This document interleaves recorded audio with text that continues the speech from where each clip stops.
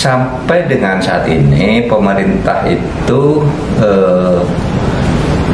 menganggap belum ada kasus KLB Partai Demokrat, ya, Kongres Luar Biasa. Karena kan kalau KLB mestinya ada pemberitahuan resmi sebagai KLB, pengurusnya siapa, sehingga yang ada di misalnya di Medan itu kita anggap ya sebagai temu kader yang itu tidak bisa dihalangi.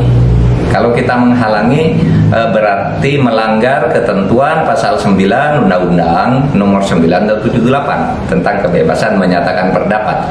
Di situ dikatakan bahwa boleh orang berkumpul mengadakan rapat umum gitu asalkan memenuhi syarat-syarat tertentu. Syaratnya apa?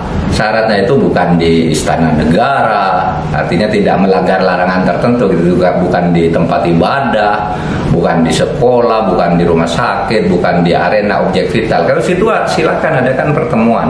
Sehingga kalau ditanya apakah sah KLB di Medan atau di Deli Serdang Medan, bagi pemerintah kita tidak bicara sah dan tidak sah sekarang karena bagi pemerintah belum ada secara resmi laporan tentang KLB itu.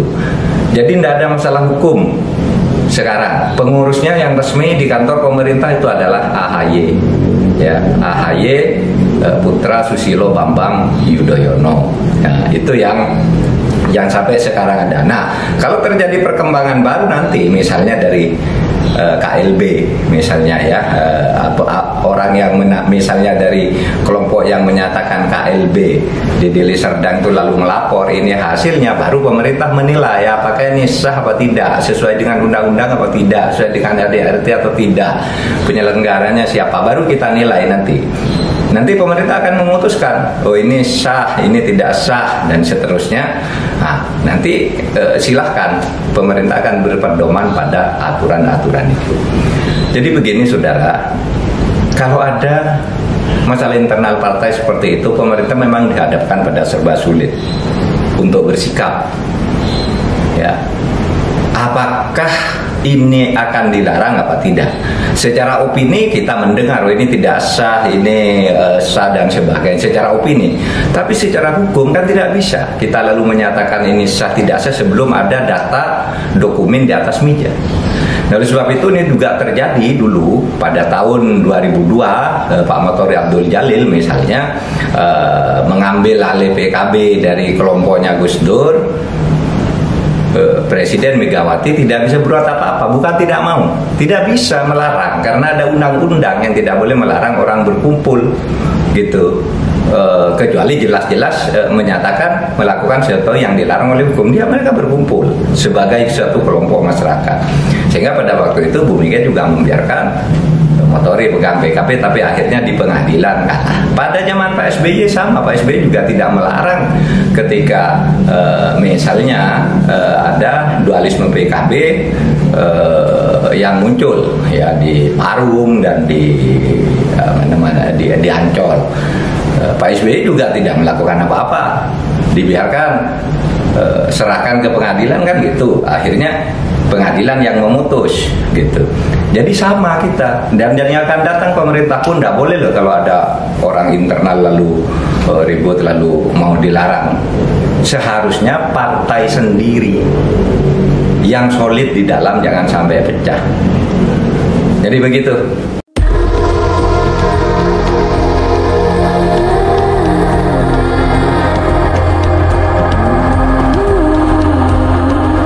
Artinya sekali lagi, KLB tersebut tidak memiliki dasar hukum partai yang sah.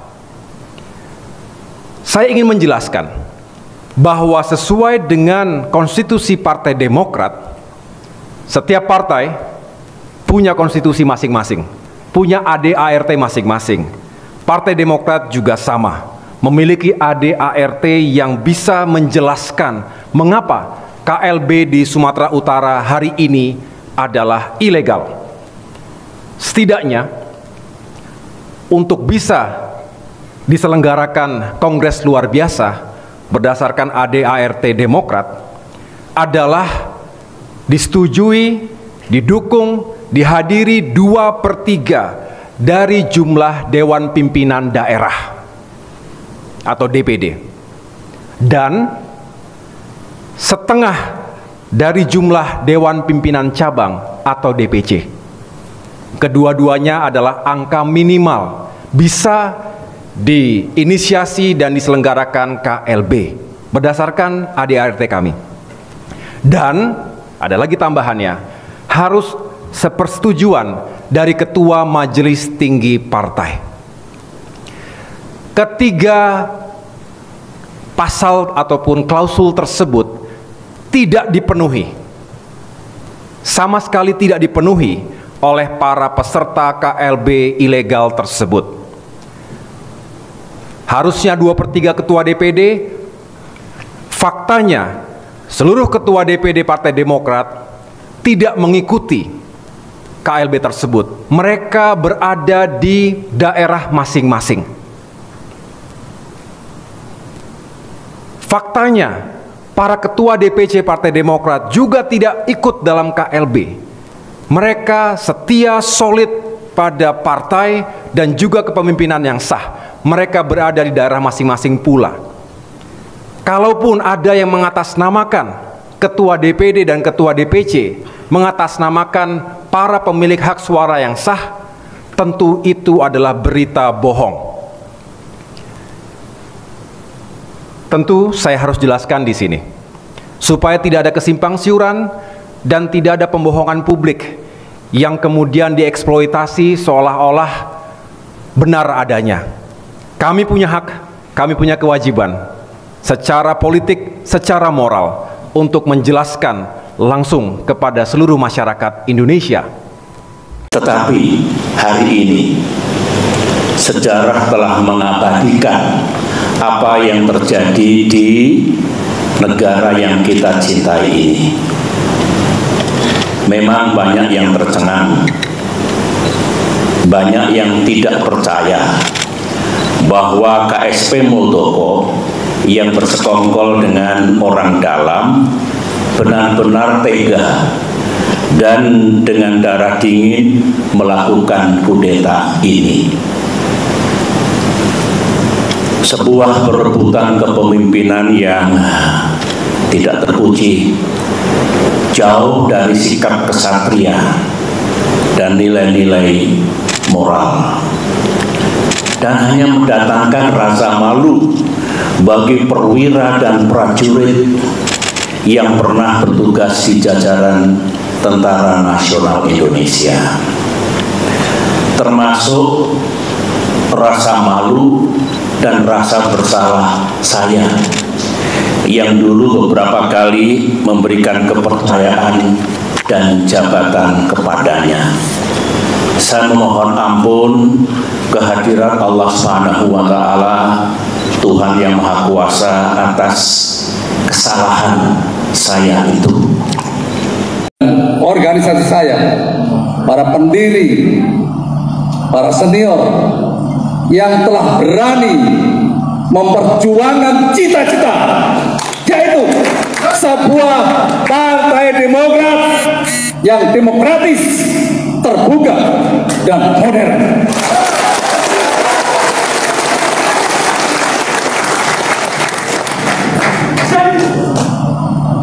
KLB ini adalah konstitusional seperti yang tertuang dalam ADART. Untuk itulah, sebelum saya datang ke sini, saya ingin memastikan 3 pertanyaan yang tadi saya sampaikan kepada saudara-saudara sekalian. Setelah ada kepastian, saya dengan sukarela untuk datang ke sini, walaupun macetnya luar biasa.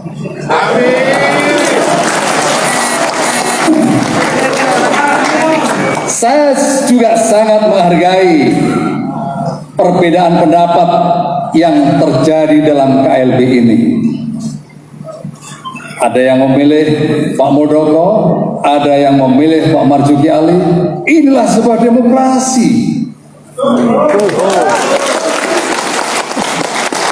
Saya sama sekali tidak punya kekuatan untuk memaksa saudara-saudara untuk memilih saya. Saya tidak punya kekuatan untuk itu. Tetapi semua lahir dari sebuah keyakinan. Dan alhamdulillah ini sebuah kekuatan. Pak Marzuki Ali punya pengalaman di partai politik yang luar biasa. Saya punya pengalaman di militer dan pemerintahan. Para pendiri partai politik Demokrat, para senior memiliki filosofi dan kebijakan yang sangat tinggi. Para DPP, DPD, DPC dan organisasi saya memiliki semangat yang menggelora luar biasa. Jadi kalau semua kekuatan ini disatukan, maka akan menggemparkan Indonesia. Percaya?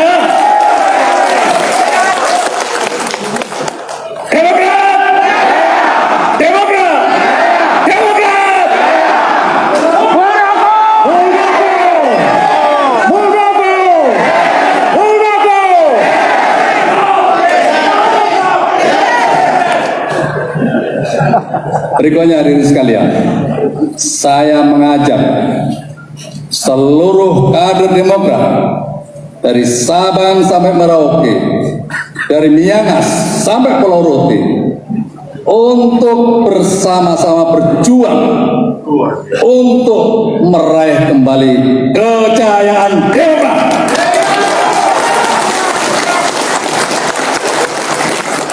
Tidak ada yang tertinggal. Semuanya kita bersatu padu. Kita ajak semuanya. Ini adalah rumah besar kita bersama.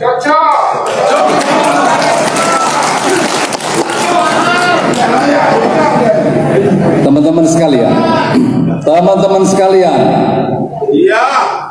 kekuatan Partai Demokrat berada di tangan saudara-saudara sekalian.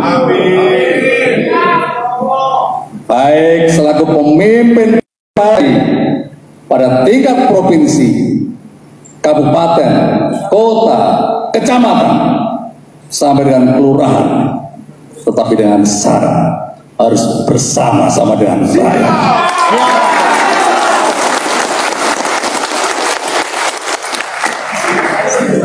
Kalau saya berbicara tentang leadership,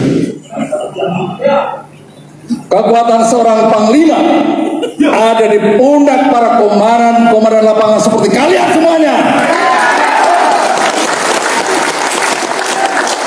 Panglima tidak ada artinya kalau tidak memiliki prajurit-prajurit yang tangguh. Itu. Dan jangan lupa, seorang pemimpin tugasnya adalah memberikan perkuatan kepada komandan-komandan bawahannya. Itu pemimpin, bukan malah mengecilkan bawahannya.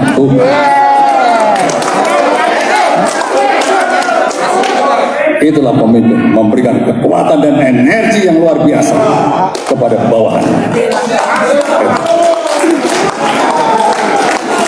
Berikutnya, rekan-rekan sekalian, para senior dan seluruh peserta kongres, saya mengapresiasi atas permintaan kalian.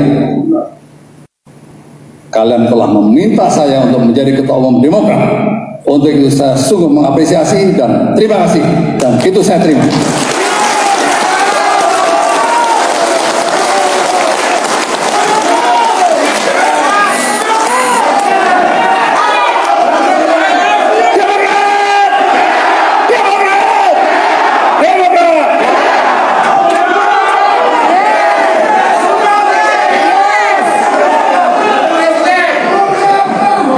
Terima kasih Pak Marzuki Ali, Pak Johnny Allen, Pak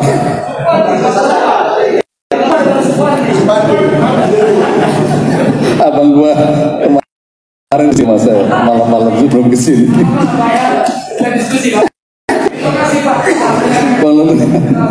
Terima kasih sekali lagi.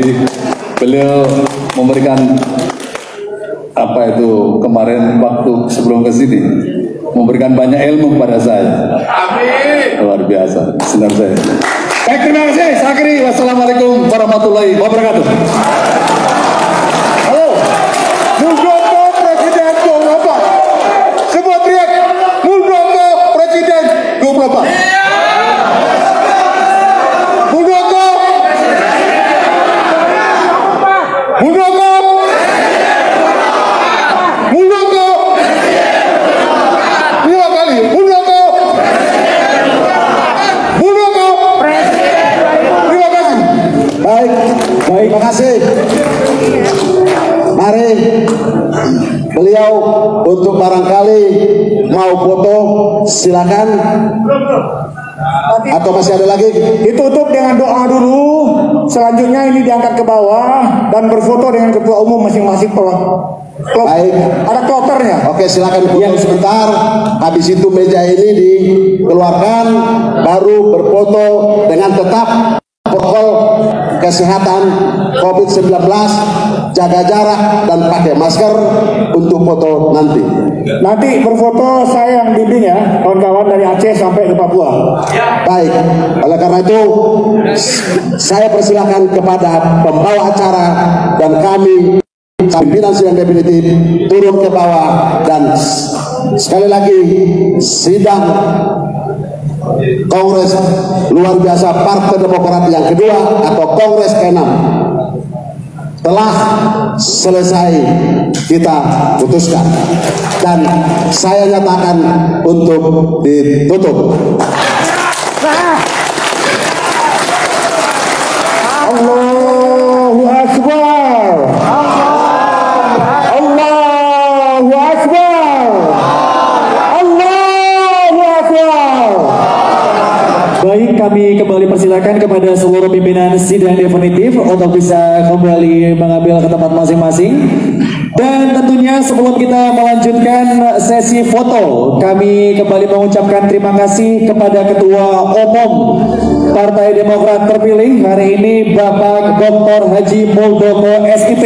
Namun sebelum kita melanjutkan, kami akan mempersilahkan kepada Bapak Kiai Haji Sofwatila Mozaib untuk menutup seluruh acara ini dengan pembacaan doa.